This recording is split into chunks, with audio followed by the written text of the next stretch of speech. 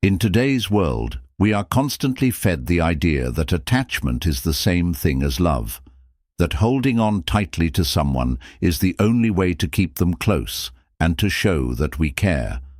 But what if this entire notion is wrong? What if true love isn't about clinging to someone? What if true emotional freedom comes from being able to let go, be unshaken by anyone's actions, and be so confident in your own value that no one's approval or rejection could ever break you? Today, we're about to explore the path to real, unbreakable freedom. We're diving deep into 10 Stoic habits that could transform your life, helping you to detach emotionally and reclaim control. These habits will liberate you from the chains of emotional dependency, breaking free from the constant need for validation and the roller coaster of seeking approval. And for those of you who stick with me until the end, I've got a bonus rule, one final Stoic insight that will take you to a whole new level of personal strength. This is more than just letting go. This is about owning your peace and learning how to experience life on your own terms. So, let's get started. But before we dive in, if you're ready to finally put yourself first, if you're ready to experience life free from emotional turbulence and find peace within yourself, type "I'm ready" in the comments below. Let's get into it. Number 1. The power of detachment. The more you try to hold on, the more you lose yourself. In today's world, we often cling to relationships, praise, or attention, treating them like lifelines. Society tells us that holding on to people, seeking constant validation, and finding fulfillment through others are all necessary for happiness. But here's the reality. Every time you place your happiness in someone else's hands, you're giving them control over your emotional state. Think about it for a moment.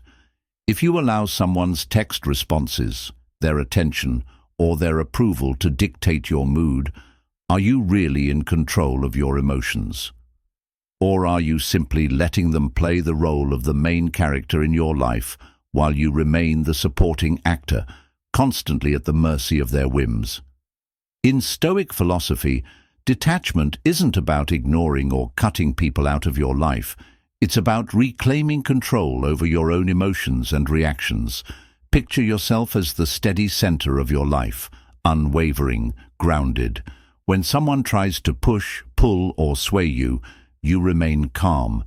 This is the essence of what Epictetus taught. It's not what happens to you, but how you react to it that truly matters. Detachment, in the Stoic sense, allows you to care deeply, to feel genuinely, and to connect authentically, without being shaken by the inevitable ups and downs that come with any relationship. You become the rock in a storm, the steady anchor that doesn't drift away, no matter how turbulent the waters of someone else's mood or behavior might be. Every time you feel that anxiety spike when someone hasn't responded to your message or their attention seems to waver, ask yourself, why does this bother me? Why do I feel out of control in this situation? Am I giving them control over my happiness? By asking yourself these questions, you take the first step toward regaining control. Replace the urge to check your phone or seek validation with something more grounding. Go for a walk, write in a journal, practice deep breathing. Take a moment to observe the impulse without acting on it. Every time you resist the urge to check your phone for that text, you're building emotional muscle. You're reclaiming a piece of yourself. It's like choosing peace over dependence, choosing fulfillment over the fleeting approval of others. You'll find that with time, these moments of detachment become easier. Start small, maybe with not replying to a message right away, or letting one unimportant call go unanswered. Over time, these small acts will lose their power and you'll regain your emotional independence. Number 2. Understanding attachment. This might be one of the hardest truths to accept, but it's also one of the most liberating. Attachment isn't love. Society has romanticized attachment to the point where we've been conditioned to believe that needing someone intensely is an expression of love and devotion. But what if, in reality, attachment is actually a prison? Attachment is born out of fear, the fear of losing someone, of being alone, of not being enough without someone else validating you. We often confuse attachment with affection, but in truth, real love doesn't need to cling. True love flows freely, while attachment keeps us chained, tied down. Seneca, a great Stoic philosopher, said, "Wealth consists not in having great possessions, but in having few wants." Imagine that. What if your happiness wasn't dependent on whether someone stays or goes? What if it didn't rely on whether they say the words you long to hear or act in the way you expect? Imagine a world where you could care without needing, where you could give without expecting anything in return, where you could love without losing yourself. This is the freedom that detachment offers. When you stop needing others to fill your gaps, you stop being vulnerable to the emotional highs and lows created by their choices. You free yourself, knowing that your worth remains untouched by someone else's presence or absence. Your sense of value isn't dependent on someone else's approval. Every time you feel that familiar urge to reach out for reassurance, ask yourself, what am I hoping to receive from them that I can give to myself? Is it validation, a sense of worth, approval? Write down one affirmation that fulfills that need. For example, I am valuable as I am. Practice affirming this to yourself daily. Over time, you'll realize that the power attachment once had over you begins to loosen. You don't need others to validate your worth when you understand that it's already there, inside you. Number 3, the illusion of control. One of the biggest traps we fall into in life is the belief that we can control others' actions, thoughts, and feelings. We think, if only I do this, they'll finally love me, or if I'm just a little bit more like this, they'll stay. But here's the truth. Control is an illusion. Trying to control how others see you, how they react, or whether they stay or go, is like holding sand in your fist. The harder you squeeze, the more it slips away. Relationships don't thrive on control. They thrive in freedom. Control might feel safe, but it's actually exhausting. It leads to constant worry and frustration, and it can leave you feeling emotionally drained. Marcus Aurelius, the Stoic emperor, reminded us that you have power over your mind, not outside events. Realize this, and you will find strength. Recognizing this is incredibly liberating. When you let go of the need to control, you regain the power over your own emotional well-being. Letting go of control doesn't mean you stop caring. It means you care in a way that doesn't depend on someone else's unpredictable behavior. It means choosing to be okay, regardless of what others do or don't do. The next time you find yourself trying to control someone's attention or approval, take a step back. Recognize that what you're doing is an attempt to control an outcome that's not yours to control. Instead, focus on what you can influence, your thoughts, your actions, and your self-perception. If they don't text back, remind yourself that you're still valuable. Decide not to let someone else's response dictate your peace. By doing this, you reclaim your power from the illusion of control. You start to realize that your emotional state doesn't have to depend on external factors. Number 4, detachment in practice. Imagine holding on to a rope with all your strength. Your hands are sore and red from the strain, and every part of you thinks, if I let go, I'll fall. But here's the truth. Letting go is often the only way to find balance. Detachment isn't about giving up. It's about choosing freedom over suffering. It's realizing that the pain of holding on is far greater than the discomfort of letting go. Detachment doesn't make you cold or indifferent. On the contrary, It makes you unshakable. Detachment is about understanding that you don't need anyone else to complete you. You are already whole. When you detach, you become someone who can love fully without losing yourself. You can give without expecting anything in return. You can care deeply without letting it consume you. You are free to connect, to be vulnerable, without chaining your happiness to someone else's presence. This is true strength, not the ability to hold on, but the courage to let go. Take a moment to identify one area of your life where you're holding on too tightly. It could be a relationship, a goal, or even someone's opinion of you. Challenge yourself to take a small step toward letting go. For example, you could give someone the space they need, or focus on your own interests rather than obsessing over how you're perceived by others. Gradually, you'll realize that letting go isn't the end, it's the beginning. You begin to live life on your own terms, guided by your own values, rather than being chained to someone else's actions or expectations. Number 5. Path to inner happiness. Happiness isn't something you find in others, it's something you cultivate within yourself. Society constantly feeds us the idea that happiness exists outside of us, in a person, a place, or a relationship. But Stoicism offers a radically different approach. According to Stoic philosophy, happiness is not something that anyone else can give or take away. True happiness is born from inner peace, from knowing that you are whole within yourself, complete without needing anyone's approval. Happiness that comes from others is fragile, but happiness rooted in self-worth is unbreakable. Epictetus tells us, happiness is not in getting what you want, but in wanting what you have. Imagine the freedom that comes with knowing that your happiness is yours to create. No one can take it from you. When you stop searching for happiness outside yourself, you stop putting conditions on it. You realize that happiness is an internal state, cultivated by gratitude, by simplicity, and by contentment with what already is. Imagine a life where, whether someone stays or goes, you remain at peace because your happiness isn't tied to them. It's tied to your own appreciation of life. Each day, make a list of 3 things you're grateful for.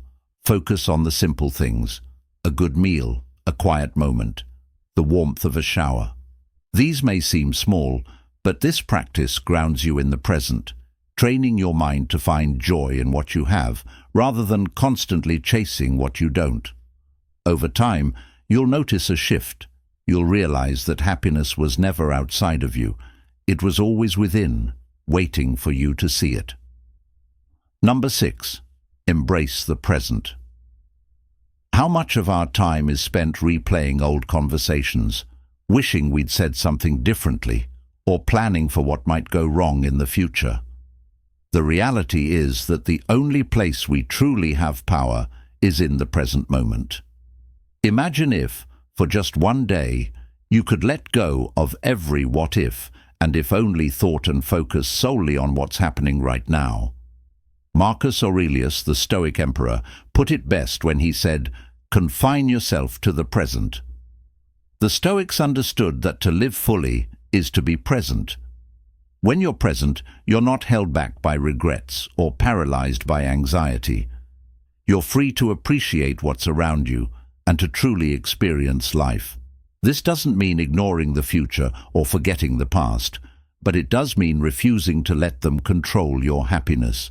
Embracing the present means giving up the illusion of perfect timing and instead finding joy in today. Create a daily habit of mindfulness. Each morning, take 5 minutes to ground yourself. Close your eyes, take a few deep breaths, and simply observe your surroundings. Notice the sounds, the temperature, the sensations. Throughout your day, practice being present in small moments. If you're having a meal, focus on the taste, texture, and temperature of each bite. Practice presence without judgment. By being mindful in these small moments, you train your mind to let go of unnecessary worry and to live fully right where you are. Number 7. Reframe your thoughts. Your mind is like a mirror. Whatever you tell yourself, you'll see reflected in reality. Thoughts are incredibly powerful. They shape how we feel, act, and live. But too often, we let our thoughts run unchecked.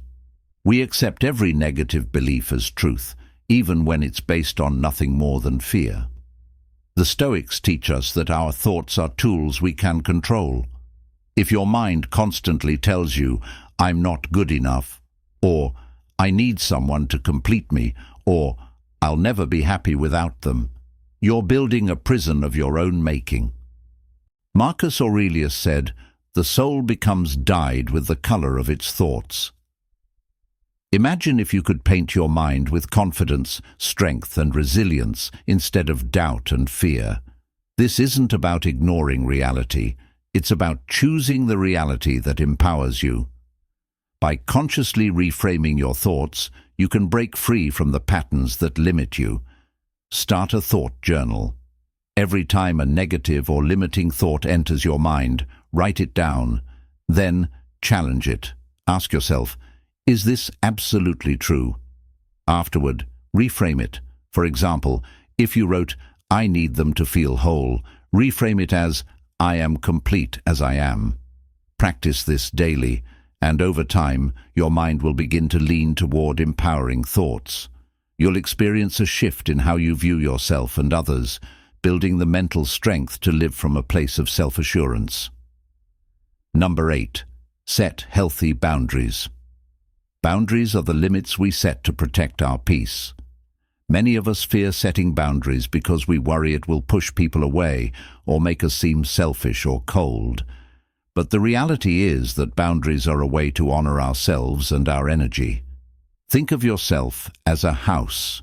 If you leave the door wide open, people come in and out whenever they want, and over time, your space becomes cluttered, loud, and overwhelming. Boundaries are like the door lock.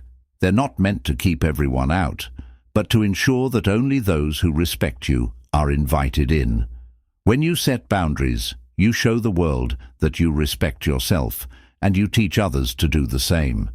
Saying no when something feels wrong isn't rejection. It's a powerful affirmation that your peace and energy matter. Think about this. Every yes you give to someone else is a no you give to yourself. So, where will you draw the line? Begin by identifying one boundary you need to establish. It could be carving out time for yourself, limiting communication with someone who drains your energy, or deciding when you're available to help others. Practice setting this boundary with kindness but firmness. For example, if you need time to recharge, you might say, "I appreciate you reaching out, but I'll be available after 7 p.m. The more you practice setting healthy boundaries, the easier it becomes, and soon others will start respecting your space as well. Number 9. Engage in self-care. In today's world, self-care is often oversimplified to just pampering yourself. While relaxation is part of it, self-care is much deeper. It's the ongoing practice of maintaining your mental, physical, and emotional health. Imagine trying to keep a car running without ever refueling it. Eventually, it will break down. Our bodies and minds work the same way. Without regular self-care, we become depleted, stressed, and reactive. Seneca reminds us, "A sound mind in a sound body is a short but full description of a happy state." Self-care isn't just about treating yourself every once in a while. It's about building resilience so that you're not dependent on others to fill your needs. When you prioritize self-care, you're sending a powerful message to yourself that you are worthy of love, rest, and respect. Start simple. Choose one activity each day that replenishes you, whether it's reading, taking a walk, practicing gratitude, or even just enjoying a peaceful moment alone. Schedule it like an appointment with yourself and protect it fiercely. Over time, these small acts of self-care will add up. You'll find yourself less inclined to seek validation or fulfillment outside of yourself. You'll become your own source of peace and energy. Number 10. Practice gratitude. Gratitude shifts our focus from what we lack to what we have. In a world that's constantly telling us we need more love, more success, more things, it's easy to feel like we're never enough. But here's the truth. Gratitude is the antidote to this endless cycle of dissatisfaction. When you practice gratitude, you're training your mind to see abundance instead of scarcity. You're choosing to see the beauty in what already exists. Epictetus teaches, do not spoil what you have by desiring what you have not. Imagine if, instead of focusing on what's missing, you focused on what's present. Gratitude doesn't ignore challenges, it reframes them. Instead of seeing a lack, it sees potential. It's a mindset that says, I already have enough, and I am enough. When you start practicing gratitude, you'll find that you're not as dependent on others for happiness because you're already complete within yourself. Each evening, list 3 things you're grateful for that happened that day. They can be small, a warm shower, a good conversation, or a favorite song. The goal isn't to make grand gestures, but to shift your focus to the present abundance in your life. Over time, this habit will strengthen your resilience and help you see the world and yourself with more compassion. Bonus. Number 11. Embrace change as growth. The only constant in life is change. Change is one of the hardest things for us to accept, yet it's inevitable. We often resist it because it feels safer to hold on to the familiar, even if it's not what's best for us. But here's a radical truth. The more you welcome change, the more you grow. Every new experience, every transition, every ending and beginning is a chance to expand and become stronger. Seneca said, every new beginning comes from some other beginning's end. Change isn't a loss, it's an opportunity. Imagine seeing change as a door opening rather than one closing. When you stop resisting change, you allow life to bring you new opportunities, people and experiences that are meant to help you grow. Embracing change doesn't mean you won't feel fear or sadness. It means you trust that there's something valuable on the other side. The next time you face change, whether it's a new job, a breakup, or even a shift in routine, take a moment to acknowledge it.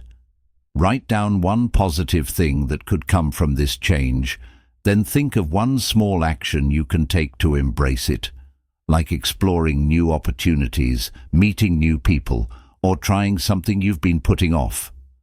Over time, you'll become more adaptable, resilient, and open to life's possibilities. Emotional freedom isn't just about avoiding pain. It's about building a life where you are your own source of strength, happiness, and peace. By practicing Stoic principles like detachment, gratitude, self-care, and presence, you're reclaiming control over your life. This journey isn't about rejecting others. It's about discovering that your happiness and peace are already within you, not dependent on anyone else. If you found these insights valuable, please consider supporting our channel by subscribing or joining our channel memberships if you're able. Every bit of support helps keep this content accessible to everyone who needs it.